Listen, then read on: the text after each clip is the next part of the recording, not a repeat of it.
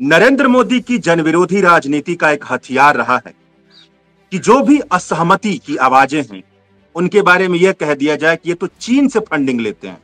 और अब देखिए, अमेरिका से जब टैरिफ की मार पड़ी तो चीन से ही मदद लेने के लिए नरेंद्र मोदी आगे बढ़ गए। पूरा चीन से आता था, सारी जो मोबाइल के पार्ट्स सब चीन से, और भी मैं कई 10 चीजें गिना दूंगा। उनका जो आयात वो तो बढ़ा, इतना बढ़ा कि एक टाइम पे $100 बिलियन हमारा चीन के साथ जो ट्रेड डेफिसिट हो गया। हाँ, तो असली सच्चाई वो थी, जबकि वो बहिष्कार का नारा लेके चल रहे थे। मतलब ये हिपोक्रेसी देखिए आप, ये मोदी सरकार और संघ परिवार का। जैसे प्रधानमंत्री ने भी कहा, आपको याद है, जो अभी बोला जब ऑपरेशन सिंदूर के बाद, बिल्कुल एक पब्लिक मीटिंग बोला कि छोटी आंख वाले गणेश हम क्यों इसका आयात करते हैं, ये छोटी आंख। वो तो सीधा चीन पे अटैक था।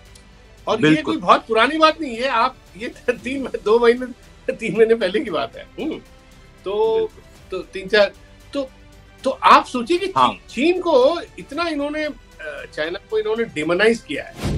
हिंदुस्तान के जो इंडिपेंडेंट फॉरेन पॉलिसी पे जो प्रहार हुआ कि आप वहां से नहीं खरीद सकते, रशिया से नहीं खरीद सकते, वहां से, और जो जिसे कहते हैं जो आत्मसम्मान जो है उस पे जो अमेरिका ने जो प्रहार किया है, उससे ये फर्क पड़ा है सारा। नमस्कार साथियों, मैं अजय कुमार।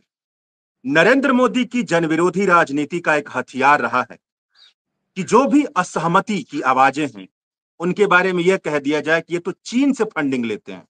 और अब देखिए, अमेरिका से जब टैरिफ की मार पड़ी तो चीन से ही मदद लेने के लिए नरेंद्र मोदी आगे बढ़ गए। वही चीन जिसके बारे में कुछ दिन पहले ही यह बात कही जा रही थी, सेना के प्रमुख ने यह कहा कि ऑपरेशन सिंदूर में चीन पाकिस्तान की मदद कर रहा था। यह बात कही गई और उससे अब नरेंद्र मोदी मदद ले रहे हैं। और तस्वीरें उसी मेनस्ट्रीम मीडिया में जहां पर यह कहा जाता है कि चीनी हैं ये लोग जो सहमति की आवाज उठा रहे हैं, उसी मेनस्ट्रीम मीडिया में नरेंद्र मोदी और राष्ट्रपति शी जिनपिंग की तस्वीरें आ रही हैं। आवाज नहीं है उसमें, लेकिन ऐसी दिख रही है जुगलबंदी कि जिससे लोग कहें वाह क्या दोस्ताना है। तो चलिए, यही जो बदलाव आया है उस पर बात करते हैं आर्थिक मामलों के जानकार एमके वेणु से। तो सर, आपसे पहला सवाल यही होगा कि अब तक यह दिख रहा था कि हमारी विदेश नीति अमेरिका की तरफ झुकी हुई है, अचानक से पलटी मार ली और ये चीन की तरफ आ गई, जिस चीन के बारे में नरेंद्र मोदी के समर्थक ही कहते हैं कि चीनियों का बहिष्कार होना चाहिए, उनके सामान के, उनके विचार का बहिष्कार होना चाहिए। थोड़ा इसको बताइए, ये क्या पहलू है? देखिए अजय, सच्चाई तो ये है कि जब नरेंद्र मोदी और उनकी जो भाजपा सरकार और उनका पूरा जो आरएसएस का इकोसिस्टम, स्वदेशी का इकोसिस्टम, चीन को पूरी तरह, चीन का बहिष्कार कर रहा था 2020 के बाद, जब लद्दाख में, ईस्टर्न लद्दाख में, जब चाइना की जो सेना जो बॉर्डर क्रॉस करके आई और उसके बाद जो हिंदुस्तान से झड़प हुई, उसके बाद आपको याद होगा इन्होंने नारा दिया बहिष्कार, और हर दिवाली में ये नारा और जोरों की चला करता था। और उसके दौरान अब उस 2020 के बाद अगर 3-4 साल देखें, जब ये बहिष्कार, चीन के बहिष्कार का नारा देते थे, तब भी चीन से जो आयात होता था वो उसके बाद और बढ़ा, डबल हुआ। और उसके बाद ये तो आंकड़े बताते हैं आपको, और उसके बाद चाइना से जो इंपोर्ट जो किया जाता था, उस दौरान आपको याद होगा इन्होंने टिकटॉक को बैन कर दिया, कई चाइनीज ऐप को इन्होंने बैन किया, और वो थोड़ा एक किस्म से वो ऑप्टिक्स वो दिखाने के लिए। मगर जो असली जो आयात होता था, जो मैन्युफैक्चरिंग, जो हिंदुस्तान को बहुत जरूरी चीजें जो हमारे मैन्युफैक्चरिंग में इनपुट्स होती थी, जैसे दवाइयाँ, सबसे ज्यादा हम आयात करते हैं चाइना से। जो bulk drugs, active pharmaceutical ingredient जिसे कहते हैं, जिसको लेके हम सारा जो हिंदुस्तान में जो सारा ड्रग इंडस्ट्री जो है जेनेरिक्स बनाती है, और जिसके लिए वो पूरा मशहूर है दुनिया में, उसका रॉ मटेरियल चीन से आता है, ये सबको पता है। इलेक्ट्रॉनिक्स पूरा चीन से आता था। सारी जो मोबाइल के पार्ट्स सब चीन से, और भी मैं कई 10 चीजें गिना दूंगा। उनका जो आयात वो तो बढ़ा, इतना बढ़ा कि एक टाइम पे $100 बिलियन हमारा चीन के साथ जो ट्रेड डेफिसिट हो गया। हाँ, तो असली सच्चाई वो थी, जबकि वो बहिष्कार का नारा लेके चल रहे थे। मतलब ये हिपोक्रेसी देखिए आप, ये मोदी सरकार और संघ परिवार का, उस दौरान ये सब चल रहा था। और उस दौरान अमेरिका से पूरा मतलब स्ट्रेटेजिक पार्टनरशिप, और अमेरिका से गले लगाना, और अमेरिका को थोड़ा खुश करने के लिए चीन के खिलाफ स्टेटमेंट्स, ये सारी होती रही हैं चीजें। आपको याद होगा पिछले साल या 1.5 साल पहले हमारे फॉरेन जो मिनिस्टर हैं, एक्सटर्नल अफेयर्स मिनिस्टर, उन्होंने कहा था कि world has a China problem, दुनिया को चाइना का प्रॉब्लम है। मगर वो सब पलट गया। आज की तारीख में तो सब बोल रहे हैं world has a America problem, क्योंकि अमेरिका ने जिस तरह 50% जो इंडिया पे औरों पे भी लगाया है जो टैरिफ, तो ये सारी चीजें ये पहले से चली आ रही थी, चाइना पे डिपेंडेंस था। मैं आपको एक और बात बताऊंगा अजय, मुझे बड़े बड़े उद्योगपतियों ने बताया कि जो बड़ी बड़ी जो पावर प्लांट्स जो इंडिया में लगी हैं, मतलब पिछले 15 साल में, काफी ज्यादातर सब चीन से आए। सारे पार्ट्स, टर्बाइन्स, उनका जो बॉयलर, जो मेन जो पार्ट्स है पावर प्लांट के, वो सब वहीं से आई हैं। और कई जो कैपिटल गुड्स वगैरह वहीं से आती हैं। सो फर्टिलाइजर, पीछे आपने देखा होगा, पढ़ा होगा कि चीन ने कहा कि भाई हम केमिकल्स, कई जो बड़े इंपॉर्टेंट केमिकल्स जो हैं जो एग्रीकल्चर में यूज होते हैं, फर्टिलाइजर, वो भी चीन से आती हैं। उन्होंने उस पर रोक लगाई इंडिया में। वो ये ऑफ कोर्स ये अभी नहीं है, मतलब 4-5 महीने पहले की बात है। अब तो चीन अब दोस्ती का हाथ बढ़ा रहा है, और ये सारी चीजें खुलेंगी जो चीन पहले मना कर रहा था कि हिंदुस्तान को सप्लाई नहीं करेगी। जैसे आपको इलेक्ट्रिक व्हीकल का जो पार्ट है, जो रेयर अर्थ मैग्नेट है, जिसकी वजह से हमारी सारी जो बड़ी बड़ी कंपनियां जो ईवीज बनाती हैं, वो पिछले 2-3 महीने में, वो 2-3 महीने पहले जो पूरा वो कह रही थी कि भाई हमें तो बनाना बंद करना पड़ेगा चीन से अगर सप्लाई ना आए। तो अब वो सारी चीजें वो भी खुल जाएंगी। तो मैं ये कह रहा था कि असली जो हमारा मैन्युफैक्चरिंग का जो कनेक्शन था वो चाइना से था। अमेरिका से कनेक्शन था सर्विसेज पे। ये मैं मानता हूं, अमेरिका से जो आईटी सर्विसेज वगैरह, वो सारा बिजनेस हमारे यहाँ जो जितने बड़े बड़े आईटी कंपनीज हैं, उनको टीसीएस हुआ, इन्फोसिस हुआ, जो बड़ी बड़ी कंपनियां बैंगलोर, इधर चेन्नई और पुणे वगैरह में, हैदराबाद में, वो उनको बिजनेस वहां से मिल रहा था। तो अमेरिका को जो सर्विसेज सेक्टर में इंडिया से उनका बहुत क्लोज बिजनेस लिंक्स है। मैन्युफैक्चरिंग में चाइना से है। तो अब जब से ट्रंप ने ये शुरू किया, ये जो ड्रामा हिंदुस्तान के साथ, औरों के साथ भी, अब इंडिया पे 50% टैरिफ लगाया, उसके बाद मोदी जी के पास और कोई विकल्प ही नहीं रहा। बिल्कुल। अब घूम के उधर दूसरी तरफ जाना पड़ा। और अब शंघाई कोऑपरेशन ऑर्गेनाइजेशन, आप सोचिए, यही मीटिंग इंडिया में मेरे ख्याल पिछले साल या उससे पहले इंडिया में होनी थी, और तब अमेरिका से इतनी घनिष्ठ मित्रता थी कि हमने, मोदी जी ने ऑनलाइन इसमें पार्टिसिपेट किया, खुद वहां गए नहीं। हाँ, तो ये महत्वपूर्ण बात कह रहे हैं, दर्शकों को समझना चाहिए था कि जिस संघाई कोऑपरेशन ऑर्गेनाइजेशन की मीटिंग में नरेंद्र मोदी चीन में गए थे, और जहां से जो तस्वीरें आ रही हैं, जिसको लेकर के बहुत सारा तहलका मचा हुआ है कि बहुत अच्छी दोस्ती है इन देशों के बीच में, उसी संगठन की मीटिंग में पिछले साल उन्होंने ऑनलाइन भागीदारी की थी, वो वहां गए नहीं थे।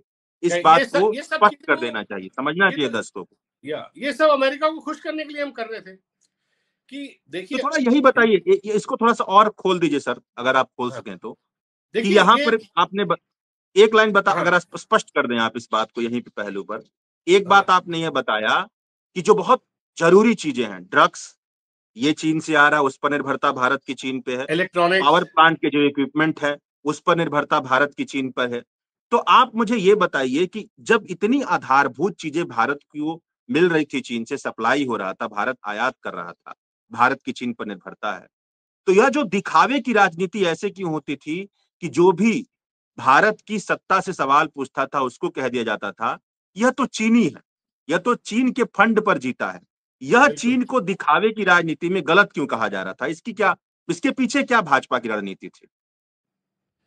इसके पीछे यही राजनीति थी कि भाई भाजपा और संघ परिवार को हमेशा कोई कोई टारगेट चाहिए होता है, किसी को ऊपर खड़ा करके, जो जिसे कहते हैं ना स्ट्रॉमैन अंग्रेजी में, कि आप इसकी पिटाई करो। और वो चीन का वो पुतला जलाते थे यहाँ पे। एक उनमें से जो एक आदमी जो सबसे ज्यादा आगे एंटी चाइना जो कैंपेन चलाया करता था, जो ऑल इंडिया जो रिटेलर्स एसोसिएशन का प्रेसिडेंट था, उसको तो यहाँ से टिकट भी मिला, चांदनी चौक से पार्लियामेंट इलेक्शन जीता वो प्रवीण खंडेलवाल। तो सबसे आगे वही रहते थे। चीनी क्या नाम बताया सर आपने? सबसे आगे नाम उनका नाम है प्रवीण खंडेलवाल। प्रवीण खंडेलवाल। हाँ हाँ। अब मैं देखना चाहता हूँ कि प्रवीण खंडेलवाल क्या बोलते हैं। अब मैं देखना चाहता हूँ इस दिवाली में किस तरह का बहिष्कार होता है। हर दिवाली में जो जैसे प्रधानमंत्री ने भी कहा, आपको याद है, जो अभी बोला जब ऑपरेशन सिंदूर के बाद, बिल्कुल एक पब्लिक मीटिंग बोला कि छोटी आंख वाले गणेश हम क्यों इसका आयात हम क्यों करते हैं, ये छोटी आंख। वो तो सीधा चीन पे अटैक था। और ये कोई बहुत पुरानी बात नहीं है, आप ये 3 महीने पहले की बात है। तो 3-4 तो आप सोचिए कि चीन को इतना इन्होंने, चाइना को इन्होंने डिमोनाइज किया है, जैसा टारगेट किया है। तो खैर चाइना को इसकी कोई परवाह नहीं थी, क्योंकि चाइना सारी दुनिया में उसका बोलबाला है। वो हिंदुस्तान के ये बात करने से उसको कोई फर्क पड़ता नहीं था। मगर एक लेवल पे चाइना ये जरूर चाहता है कि जैसे ये बात पूर्व प्रधानमंत्री मनमोहन सिंह जी, उसके पहले नरसिम्हा राव जी ने भी ये बात बोली थी कि भाई ये एशियन सेंचुरी है, आगे जो आने वाले जो 40-50 साल ये एशियाई जो बड़ी बड़ी जो अर्थव्यवस्था है उनका इसमें बड़ा बहुत प्रोस्पेरिटी, और एशिया का जो बोलबाला रहेगा अगले 40-50 साल में, उसमें हिंदुस्तान भी उसका भाग है। तो ये बात, इस बात को चाइना भी समझता है। और चाइना एक लेवल पे चाइना हिंदुस्तान के साथ काम करना भी चाहता था। मेरे ख्याल हिंदुस्तान भी, हर एक प्रधानमंत्री आप देखेंगे पिछले 4-5, राजीव गांधी से लेके जो जितने भी, सब ने चाइना के साथ रिलेशन इंप्रूव करने की ही कोशिश करी है। तो मगर जिस तरह इन्होंने चाइना का जो बहिष्कार किया है, वो पहले किसी ने इस तरह, जो जैसे आप कह रहे थे, इस तरह का नैरेटिव बना के बिल्कुल पिटाई करना, सारा टाइम इनको गाली देना, वो पहले कभी वो पहले नहीं हुआ, ये पहली बार ही हुआ है। और ये सारा क्यों हो रहा था? क्योंकि ये पूरी तरह, ये सारे अपने कूटनीति के विशेषज्ञ बोल रहे थे हम पूरा अमेरिका की तरफ हम चले गए, और ट्रम्प से इनकी दोस्ती भी ऐसी हो गई कि अब सब कुछ अमेरिका के पे निर्भर था। फिर एकदम से जिस तरह अमेरिका ने जो पलटी मारा, और 50% टैरिफ, तो खैर एक बात है, मगर हिंदुस्तान के जो इंडिपेंडेंट फॉरेन पॉलिसी पे जो प्रहार हुआ कि आप तेल वहां से नहीं खरीद सकते, रशिया से नहीं खरीद सकते, वहां से, और जो जिसे कहते हैं जो आत्मसम्मान जो है, उस पे जो अमेरिका ने जो प्रहार किया है, उससे ये फर्क पड़ा है सारा। क्योंकि आप देखेंगे जो एशियाई जो देश है, ये अपनी जो म्यूचुअल जो सेंसिटिविटी है, जैसे आप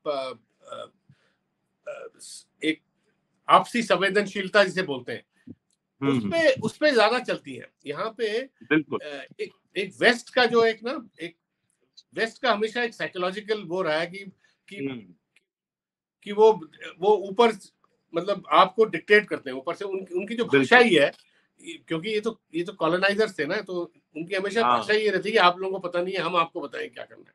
तो ये चीज जो एशियाई के देशों में जो आप ग्रुपिंग देख रहे हैं, तो ऐसी भाषा आपको नजर नहीं आएगी, चाहे वो ब्रिक्स भी कह लो आप। तो ये सब, अब देखिए, ये थोड़ा बताइए। अब इन्होंने अमेरिका को खुश करने के लिए ये क्वाड का बड़ा भाग, जो 4 देशों का, अमेरिका, जापान, ऑस्ट्रेलिया, इंडिया, इन्होंने वो क्वाड की ग्रुपिंग को तैयार करा। उसमें यह था कि अमेरिका का मकसद ये था कि उसमें ये चाइना को चैलेंज करे एशिया पैसिफिक में एक तरह से, उसमें इंडिया चाइना का एक प्रॉक्सी बन के यहाँ चाइना को चैलेंज करे। अब ट्रम्प साहब वो क्वाड की मीटिंग के लिए नहीं आ रहे, जो अभी यहाँ इंडिया में होना है, तो कल खबर आई कि वो नहीं आ रहे। तो अब कई विशेषज्ञ बोल रहे हैं कि अब क्वाड भी कुछ समझ नहीं आ रहा लोगों को, क्वाड का क्या रेलेवेंस रह गया।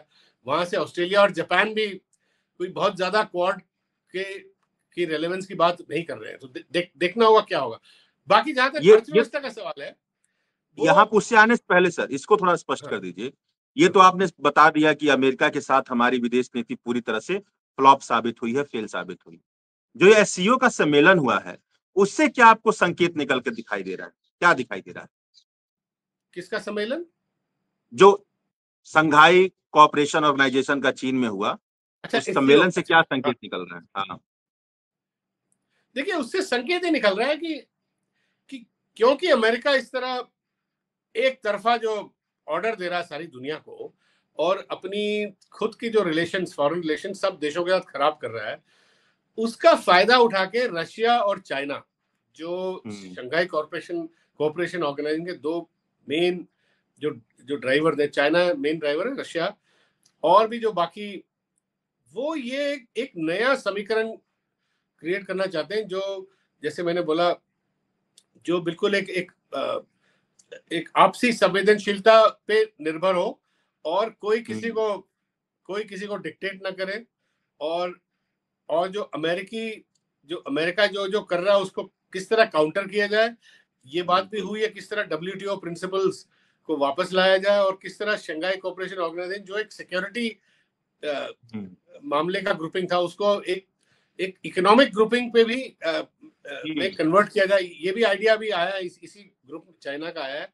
और एक नया फाइनेंसिंग मैकेनिज्म शुरू किया जाए, जैसे ब्रिक्स में था कि भाई इसमें से जो सारे देश हैं, आप देखेंगे कि इसके जो 9 मेंबर्स हैं, और कई डायलॉग पार्टनर्स हैं, मेरे ख्याल 13, और 2-3 ऑब्जर्वर हैं। तो अगर सब मिला लें तो आपको 22-23-24 देश इसमें आपको जुड़े हुए मिलेंगे।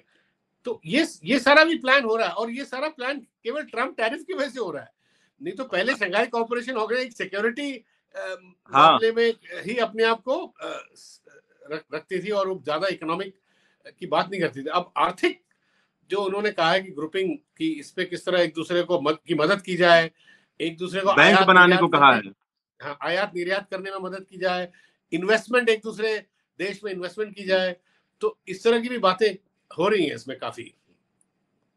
ये पहली बार यहाँ पे संघाई कोऑपरेशन ऑर्गेनाइजेशन में चीन ने पहलगाम अटैक को कंडेम किया, उसकी निंदा की, और यह भी जो दिखा कि उनका ये कहना है कि जस्ट और इक्विटी पर आधारित, न्यायसंगत और समता पर आधारित हम एक वैश्विक ऑर्डर बनाएंगे, कि उस पर एक वैश्विक ऑर्डर बने, और उसके आधार पर पब्लिक सेंट्रिक हम पॉलिसी बनाएंगे, बैंक वगैरह बनाने की उन्होंने बात कही। लेकिन सर यहाँ पर यह बताइए कि महत्वपूर्ण भागीदारी तो उद्योगपतियों की भी होती है दो देशों के रिलेशन के बीच में। जैसे भारत और अमेरिका के बीच में अगर रिलेशन है, तो जो उद्योगपति हैं, क्योंकि उन्हीं के पास सारी संपत्ति है, भारत के वेल्थ का बहुत बड़ा हिस्सा, तो उनकी जो महत्वपूर्ण भागीदारी होती है, उन्होंने जो अमेरिका के साथ संबंध बनाया है, उनके पे क्या असर पड़ेगा? वो किस तरह से इस पे फैसला करेंगे? जैसे मान लीजिए कि अंबानी का जो अमेरिका के साथ संबंध हो, तो उस पे क्या असर पड़ेगा? देखिए, इसमें आप बड़े बड़े जो उद्योगपति हैं, जो हिंदुस्तान की जो मेन जो इकोनॉमिक विजन को आगे बढ़ाते हैं, सो वो अब उनको ये सोचना पड़ेगा किस तरह चाइना के साथ बिजनेस करें। कुछ उद्योगपति तो मैं कहता हूं कि जो पहले से ही 6-8 महीने पहले से उन्होंने चाइना जाना शुरू कर दिया था, और वहां पे बातचीत शुरू कर दी थी कि किस तरह वहां से इन्वेस्टमेंट लाया जाए वगैरह वगैरह। तो यहाँ पे एक बड़ी इंटरेस्टिंग बात है, जैसे मुकेश अंबानी जो ग्रुप है, उनका पहले पूरा विजन ये था कि अमेरिका के साथ ही पूरा टेक्नोलॉजी जो कॉरिडोर, जो इंडिया और अमेरिका का जो पूरा टेक्नोलॉजी जो पार्टनरशिप है, वो उस पे वो मुकेश अंबानी एक लीडर बन के वहां करना चाहते थे। तो आपको याद होगा जो इनवीडिया, जो उनके सबसे बड़े जो चिप मैन्युफैक्चरर, वो इंडिया आए थे, और और उनका और मुकेश अंबानी का बड़े सोशल मीडिया में बड़ा चला भी था, जो उनके बीच में एक बातचीत हुई थी, और वो एक किस तरह का एक विजन हिंदुस्तानियों के आगे रख रहे थे कि किस तरह इंडिया में हजारों डेटा सेंटर्स बनेंगी, और मुकेश अंबानी कह रहे थे कि इंडिया पूरे दुनिया का सबसे बड़ा डेटा सेंटर जो है, हजारों डेटा सेंटर्स का एक बहुत बड़ा हब बनेगा, और उसमें सारी चिप्स वगैरह वो इनवीडिया से आएंगी, और किस तरह अमेरिका भी उससे जुड़ जाएगा वगैरह वगैरह, सब बातें चल रही थी। और भी कई, आपको याद होगा 2000 कोविड के दौरान मुकेश अंबानी की जो रिलायंस जियो कंपनी में $20 बिलियन के करीब फॉरेन इन्वेस्टमेंट आया था, उसमें ज्यादातर गूगल ने इन्वेस्ट किया था, आपको याद होगा मेटा ने किया था, फेसबुक। तो उनका अमेरिका से काफी चल रहा था। अब क्या होगा उसका देखना पड़ेगा, क्योंकि अब जो टेक्नोलॉजी जो है, देखिए आगे जो चाइना अमेरिका का सबसे बड़ा टेक्नोलॉजी राइवल है।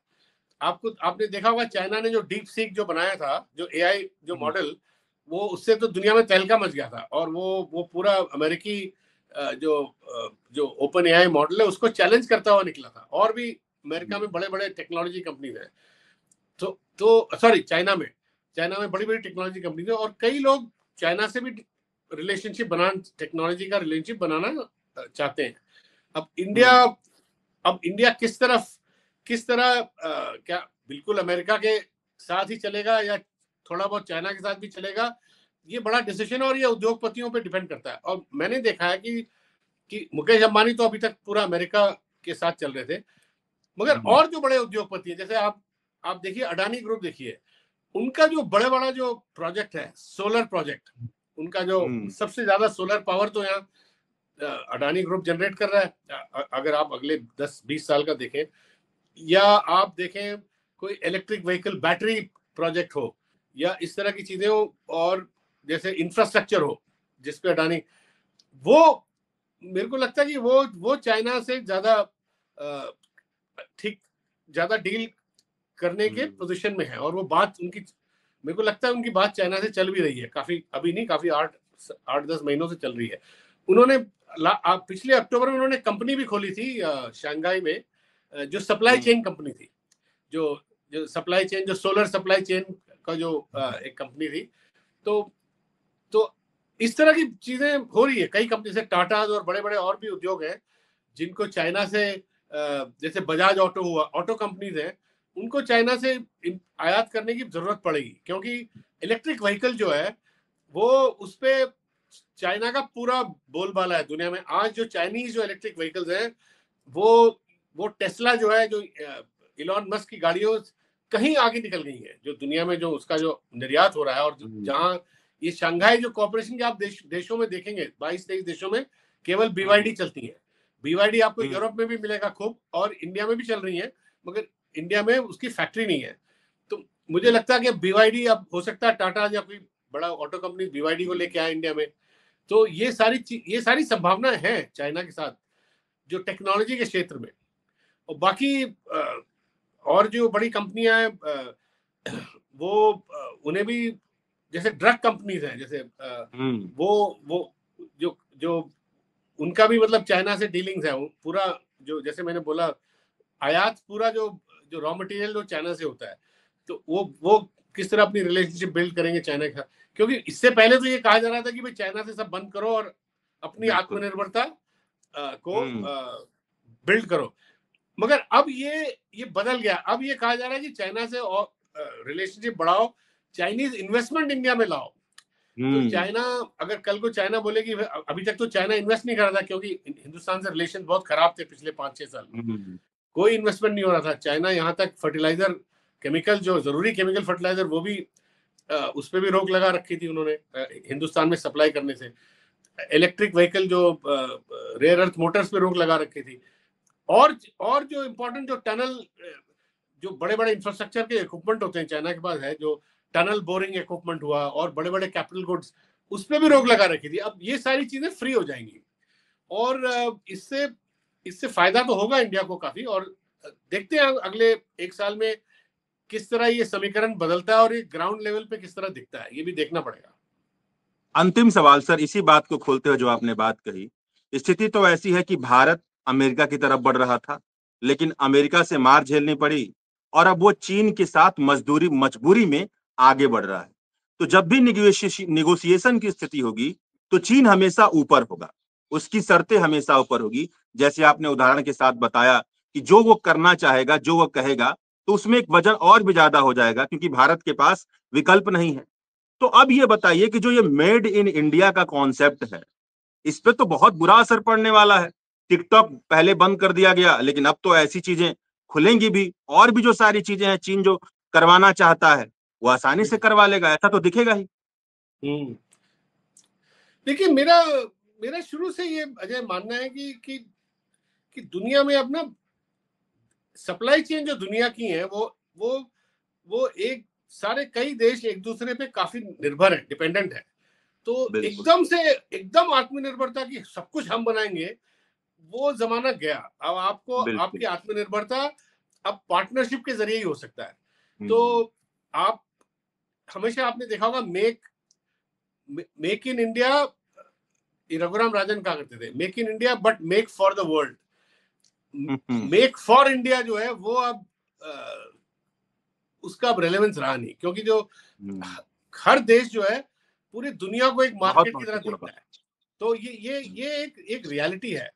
तो बाकी इनका अपना एक रेटोरिकल लेवल पे सब चलता है कि भाई आत्मनिर्भरता, मगर आत्मनिर्भरता जैसे इन्होंने आत्मनिर्भरता में ये सबसे बड़ा एग्जांपल देते हैं कि हम सालाना 7-8 बिलियन डॉलर का हम आईफोन एक्सपोर्ट कर रहे हैं, अमेरिका में भेज रहे हैं, मगर वो सारा वो चीन से आता है वहां। बिल्कुल उसके जो पार्ट्स सब असेंबली की जाती है, असेंबली की जाती है। तो इसमें कौन सी आत्मनिर्भरता है? तो आप ये रियलिटी तो भाई इनको मान के चलना पड़ेगा। बाकी भाजपा की अपनी जो कई जो आइडियोलॉजिकल जो इनके अंदर इतनी कंफ्यूजन रहती है स्वदेशी को लेके, क्या स्वदेशी है, किसको स्वदेशी बोल रहे हैं, कई बार हमारी समझ से तो बाहर है। तो बाकी भाई ये जो रियलिटीज है, इन रियलिटीज को तो देख के इनको चलना पड़ेगा। बहुत बहुत शुक्रिया सर, आपने बहुत महत्वपूर्ण बात कही कि स्वनिर्भरता नहीं, पार्टनरशिप से यह पूरी दुनिया चलेगी। और आंकड़े यह बताते हैं कि भारत और चीन की कुल आबादी पूरी दुनिया में 40% है। तो सोचिए, अगर इतने बड़े दो देश आपस में मिलजुल कर काम करें तो कितना अच्छा हो सकता है। बहुत बहुत शुक्रिया सर, इस मुद्दे पर विस्तृत और बारीक से बात करने के लिए।